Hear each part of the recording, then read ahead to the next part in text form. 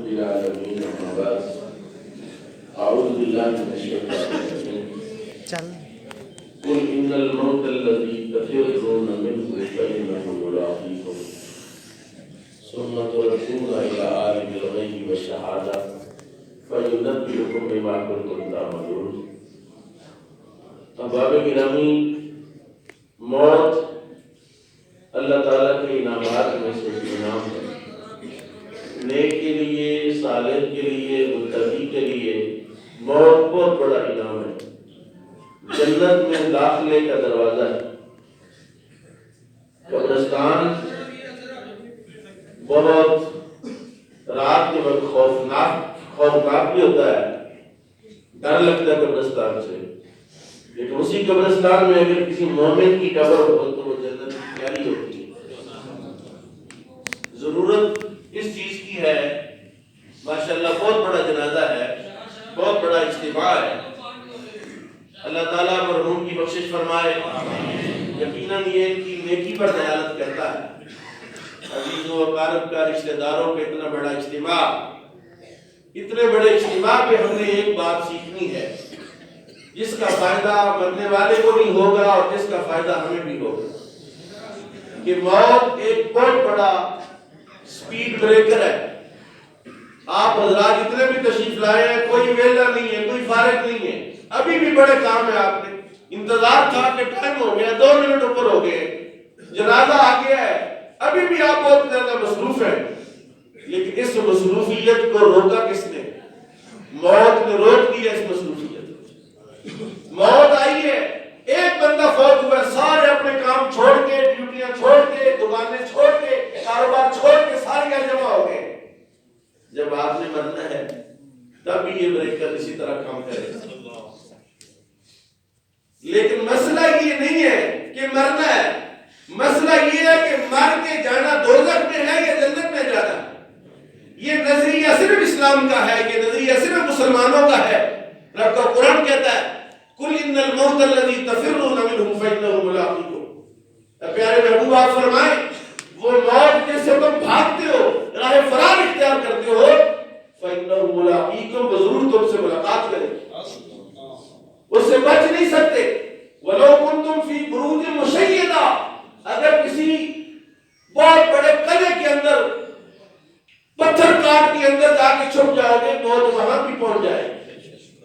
لیکن مزہ اس موت کا ہے کہ جب ملک الموت آ جائے، موت سامنے آ جائے، تو ہنس کے گلے لگائے اس کو کہ میں نے تو آخرت کے لیے بڑا سامان تیار کر رکھا ہے. ہمیشہ وہ شخص ڈرتا ہے سفر کرنے سے، حج پر جانے سے، عمرہ پر جانے سے، کہ جس کو پتا ہے کہ ٹکٹ تو لے لوں گا لیکن زیادہ راہ نہیں ہے. کھانے پینے کا کیا بنے گا، کرائے کا کیا بنے گا، وہاں رہنے کا کیا بنے گا. بالکل یہ سفر آخرت ہے. اس سفر آخرت میں اگر آپ کے پاس ذات راہ موجود ہے، وہ نیکیاں ہیں. نیکیوں کی آج آپ کو قدر نہیں ہے، لیکن آج ان کے لیے نیکیوں کی قدر بڑھ گئی.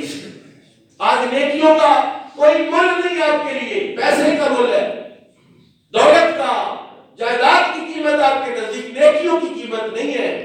لیکن جس دن آپ کی حلق سے سانس بند ہوگا، اس دن آپ کو نیکیوں کی شدید ضرورت ہوگی.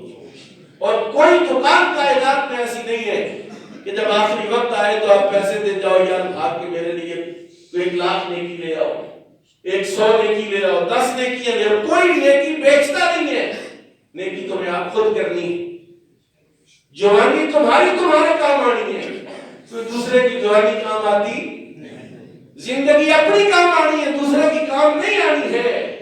قبر میں جا کر سوچو بنے کس لیے ہو، کس لیے اللہ نے تجھے اتنا خوبصورت انسان بنایا ہے؟ پیسے اکٹھا کرنے کے لیے؟ پھر تو نمرود، قارون بہت کامیاب انسان تھے، انہوں نے بڑا پیسہ اکٹھا کیا. تمہیں اللہ نے اس لیے نہیں بنایا. اللہ نے تمہیں عبادت کے لیے پیدا کیا. اور اس موت پر ہمیں ارادہ کرنا ہے کہ یا اللہ، یہ جنازہ پڑھ کے جا کے ہم صرف اپنی آخرت کے لیے محنت کریں. اور اگر تم اپنی آخرت کے لیے محنت کرو گے تو انشاءاللہ پھر تمہیں اللہ تعالیٰ دنیا میں رسوا نہیں کرے گا، قبر میں رسوا نہیں کرے گا، حشر میں رسوا نہیں کرے گا. آخری حدیث سنیے، پھر اس کے بعد امامت کرتے ہیں. رسول کریم نے ارشاد فرمایا قبر المؤمن روضۃ من ریاض الجنہ اور حفرت من حفر النار، مومن کی قبر یا جنت کی کیاری ہوتی ہے یا دوزخ کا گڑھا ہوتی ہے۔ خبردار، شیشہ دیکھیے آپ جا کے، اپنے گریبان میں جان کیے آپ کی قبر کیا ہوگی۔ نہیں تو مجھ سے پوچھتے ہیں تو میں آپ سے صرف ایک سوال پوچھتا ہوں، آپ کے دوست کیسے ہیں؟ اگر آپ کے دوست اچھے ہیں، نیک ہیں، متقی ہیں، مومن ہیں، نمازی ہیں، تو آپ کی قبر جنت کی کیاری بنے گی۔